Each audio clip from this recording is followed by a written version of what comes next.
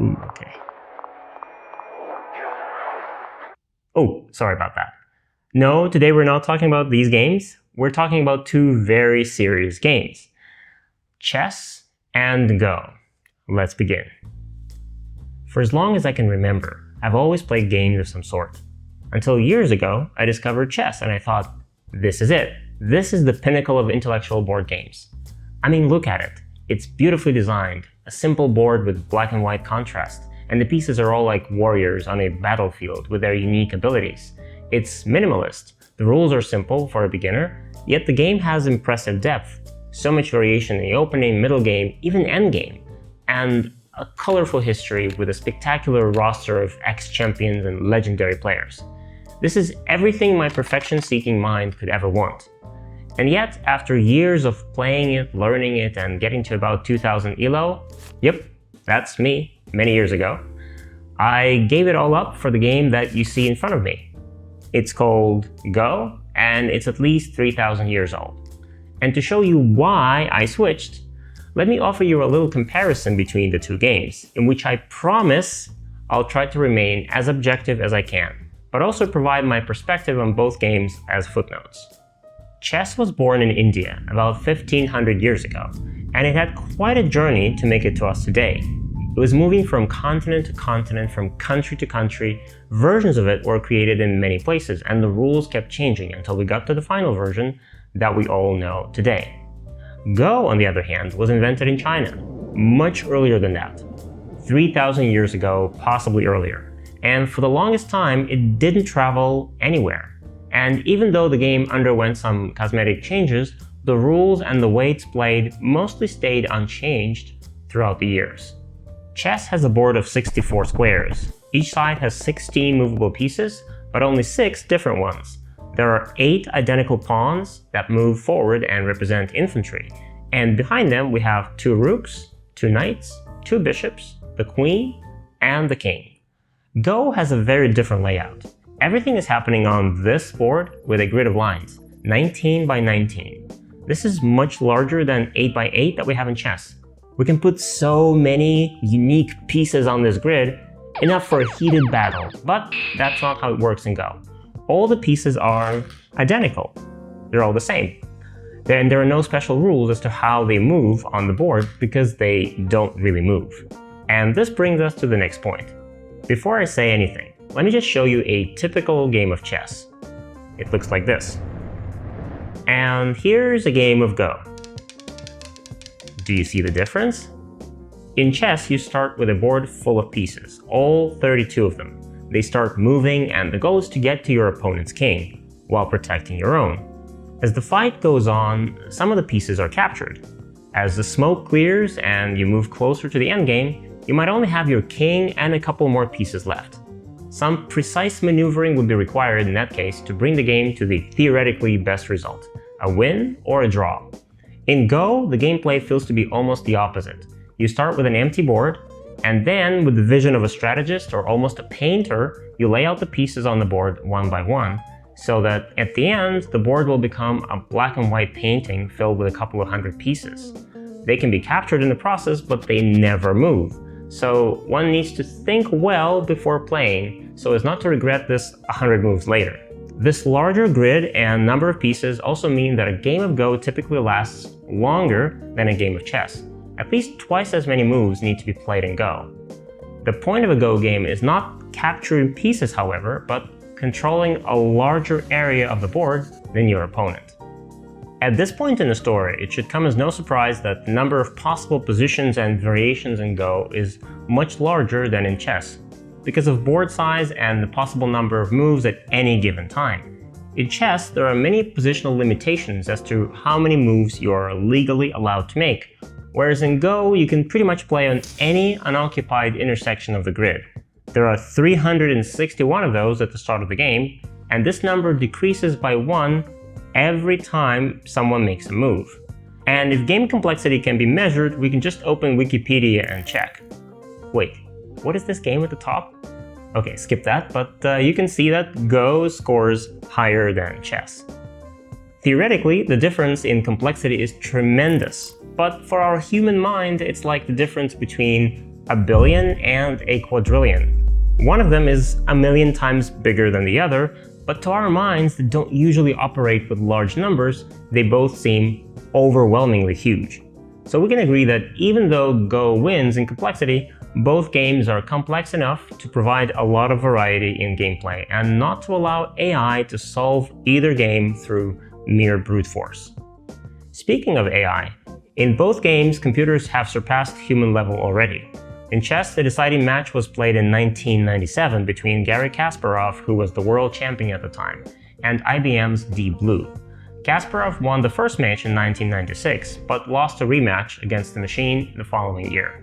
Many Go players thought back then that it would take dozens of years until machines could finally come even close to beating a strong human player at Go, because the same methods that worked for chess showed mediocre results at best in Go.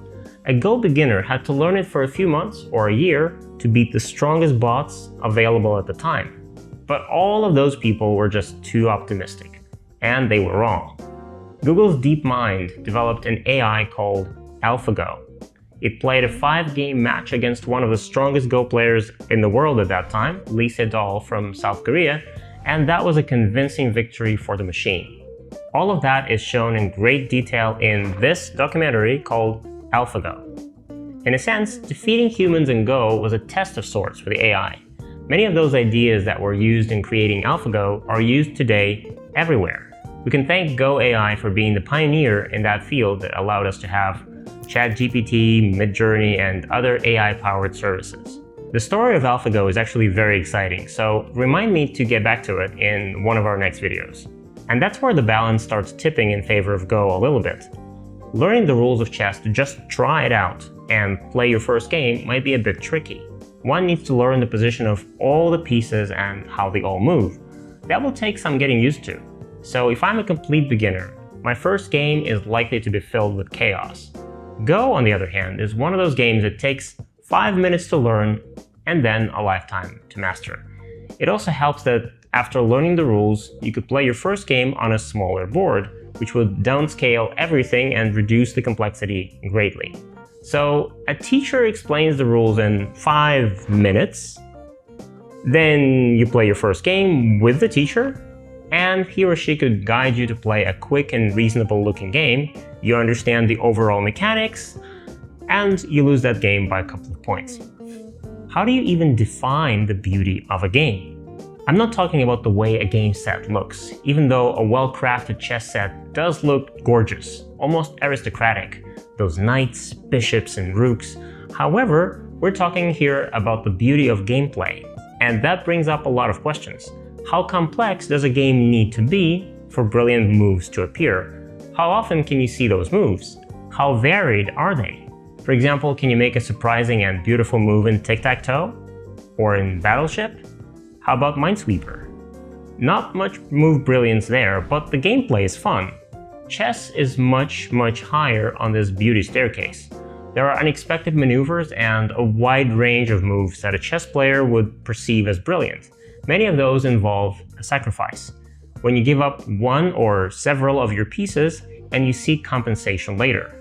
Very often, the later that compensation comes, the more unexpected the sacrifice. Some of them really feel like the piece is gone for free, and somehow, little by little, the opponent's position gets worse and worse. Seeing that the variety of beautiful moves seems to be in correlation with game complexity, it's foreseeable that Go will have more of those. And Go doesn't disappoint. Yes, there are some standard beautiful moves that surprise you the first time you encounter them and later become regular tools in your game. But no matter how much experience you have in Go, it keeps generating more unusual positions where a new type of brilliant move would be required. If you find it on your own, you feel so proud. Until you discover a new diamond of a move, and there are hundreds of those. This naturally brings me to the next point. Disadvantages of both games. Let's start with the obvious. Both games are purely intellectual activities, which means that they both involve sitting over the board for a very long time while only moving your hands. That is not the healthiest pastime, and if you play these games seriously, both of them take quite a lot of time to play, especially Go. As you progress in learning both games, they require quite a bit of learning, memorizing openings and standard sequences. This poses a question: when does the creative playing experience actually begin? In chess, it's possible to play up to half a game, some 15 or 20 moves, and still stay within book opening variations, or these days rather, AI recommended lines. In Go, there's a similar tendency developing as we speak, but maybe because AI beat human professionals in chess some 20 years before it happened in Go, or maybe because a Go game is just longer on average, a very large part of a Go game is still your playground for creativity. From the point of view of game mechanics, both Go and chess are perfect information, turn-based, two-player abstract games, meaning that all the information is available at all times to both players, and nothing depends on dice rolls, drawing cards, or luck. It's all about skill and strategy. When you think about it, this could also be a disadvantage when compared to other games with many different mechanics like communication, negotiation, gambling, bluffing, even cooperation. In the realm of serious mind games, there's poker, mahjong, or maybe backgammon. Beyond that, there's an entire wide world of board games out there, many of which would combine various exciting mechanics in the most entertaining and addiction-forming ways. Cosmic Encounter, Terraforming Mars, Kemet, Inish, Pandemic, Twilight Imperium, the list goes on and on. The conclusion is, both chess and Go provide a fulfilling intellectual dueling experience. But every once in a while, it's great to add other ingredients into the mix, for the sake of extra fun and diversity.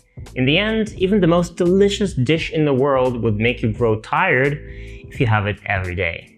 And finally, there's conclusive research that confirms that playing Go wards off Alzheimer's, dementia, and other age-related mental disorders. Playing both chess and Go is beneficial because both games require creative decision-making, and that is what keeps our brains agile and sharp.